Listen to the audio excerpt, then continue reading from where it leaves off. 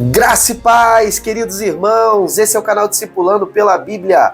Eu sou o pastor Bruno Pinho e estou aqui mais uma vez, graças a Deus, compartilhando uma porção da palavra de Deus ao seu coração. Primeira vez por aqui, então seja muito bem-vindo e saiba que isso aqui é feito com muito amor e muita simplicidade, apenas um celular, uma mesa e um pão que a gente compartilha aqui diariamente. Nós estamos meditando e refletindo sobre todos os livros da Bíblia diariamente e nós já estamos nos livros de Salmos. Sim, o livro de Salmos é um livro muito poderoso, nós acabamos de começar e eu convido a você a meditar, refletir e ouvir as explicações, as chaves espirituais contidas nesse livro maravilhoso, ok? E na porção de hoje nós veremos Salmos que revelam as lutas internas do salmista diante da injustiça, da perseguição e do silêncio aparente de Deus. Mas também nos mostram um Deus que vê, ouve e age com justiça. E aí, preparados? Vamos juntos em mais um Discipulando pela Bíblia. E o Salmo capítulo 10, ele começa com uma pergunta que talvez ela já tenha saído até dos seus próprios lábios, porque já saiu do meu, né? Então vamos lá, Salmo capítulo 10, versículo 1. Por que, Senhor, te mantens afastado? Por que te escondes em tempos de angústia? Isso é uma pergunta muito honesta e é uma pergunta que muitas vezes a gente se faz em tempos de crise. O salmista observa os ímpios prosperando e os necessitados sendo oprimidos. Mas, mesmo em meio à dor, ele reafirma sua fé. E isso é o ponto importante, né? A crise ela pode vir, mas o que nos mantém de pé é a fé genuína. Salmo capítulo 10, verso 17. Tu, Senhor, ouves a súplica dos necessitados. Tu os animas e atendes ao seu clamor. A lição aqui é: Deus pode parecer silencioso, mas nunca está ausente. Ele ouve os humildes e age a seu tempo. E o Salmo capítulo 11 é um grito de firmeza em meio a um tempo de crise. Enquanto muitos dizem, vamos fugir, ali o salmista está declarando, Salmo 11, verso 1, no Senhor eu me refugio. Então não é tempo de fugir, mas é o tempo de confiar na proteção que o Senhor dá aos seus filhos. Já no Salmo capítulo 12, ele lamenta a falsidade que domina as palavras dos homens. Mas há um contraste aqui muito poderoso também. Salmo capítulo 12, verso 6. As palavras do Senhor são puras, como prata refinada. A lição aqui é: em um mundo de mentiras e injustiças, a verdade do Senhor é o nosso alicerce. Ele é justo e ele é o nosso refúgio para quem permanece confiando nele. No Salmo capítulo 13, nós vemos aqui Davi passando por um momento de profundo desânimo. Salmo capítulo 13, verso 1. Até quando, Senhor? Esquecer-te-ás de mim para sempre? Então aqui Davi está fazendo uma indagação do momento que ele está passando. Ele está se sentindo só, mas mesmo sem respostas, ali o salmista ele termina o salmo com um louvor. Salmo capítulo 13, verso 5. Eu confio em teu amor, o meu coração se alegra na tua salvação. Aqui nós estamos vendo aqui algo muito comum no livro de Salmos, né? O salmo ele é uma canção que está expressando as emoções do salmista, né?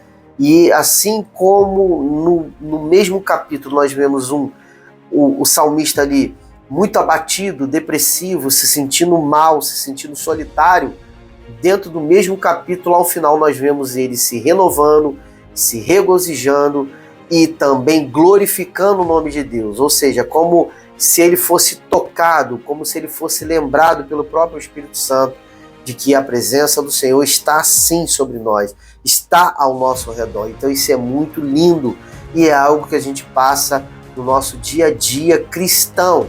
Então pegue essa essência do livro de Salmos e entenda, poxa, você está passando um momento não muito legal? Entenda que o salmista, também cheio do Espírito Santo, também passava por isso, mas ele se fortalecia em fé e virava essa chave, né? Que é o que precisa mudar na minha e na sua vida.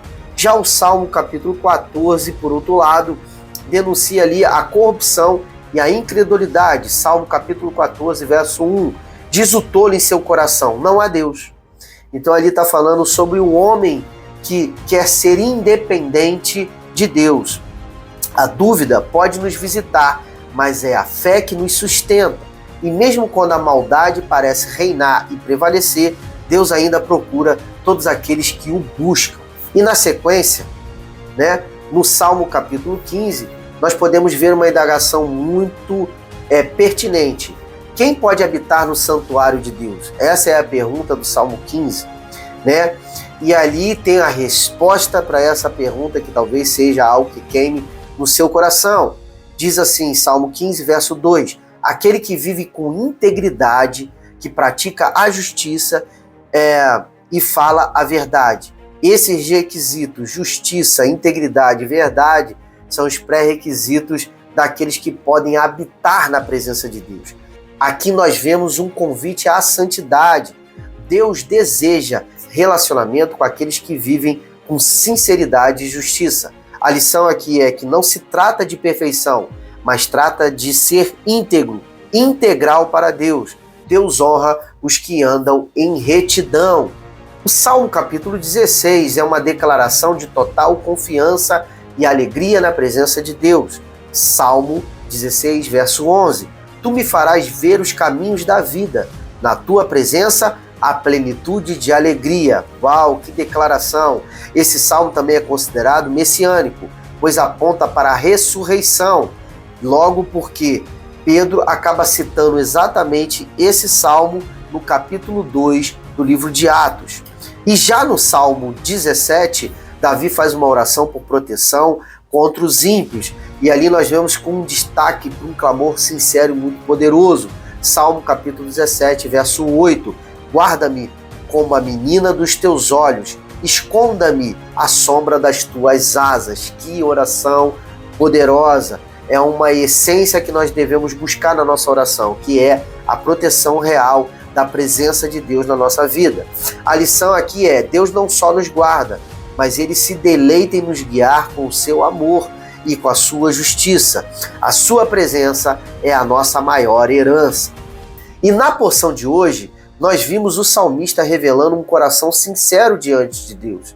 A dor, claro que há, mas também a fé exalada nas canções aqui escritas pelos salmistas. Há silêncio, mas há também promessas.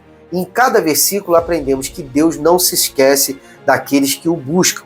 E se você está enfrentando lutas, clame. Se sente que Deus está em silêncio, permaneça nele, pois ele está agindo e na hora correta ele vai se manifestar na sua vida. E aí, gostaram do conteúdo de hoje? Esse vídeo edificou seu coração? Então agora chegou o momento de eu te pedir humildemente para que você me ajude a pregar o Evangelho a mais pessoas. Como você pode fazer isso? É gratuito. Curte, comenta, compartilha, segue esse canal para que esse vídeo alcance mais corações e mais pessoas sejam abençoadas pelo Evangelho do Reino dos Céus.